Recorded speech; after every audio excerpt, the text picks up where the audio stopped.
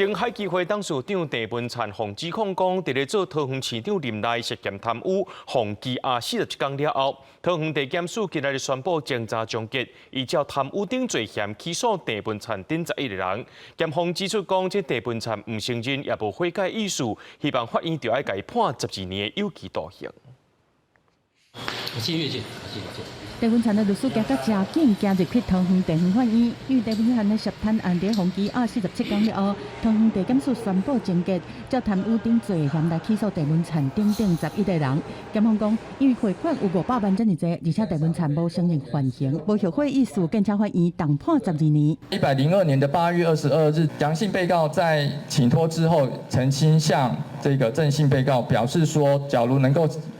给予帮助的话，我们不会失礼。得知所使用的行动电话遭通讯监察，来源就是那个郑姓被告有跟他讲说你爸爸嘴巴很大。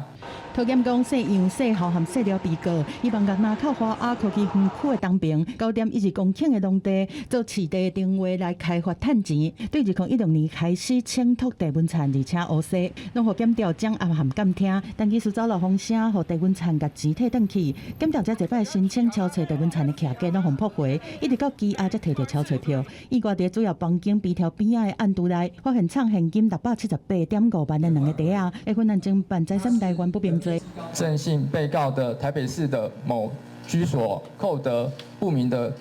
大额的资金，达到678万5千元。施姓助理的家中扣得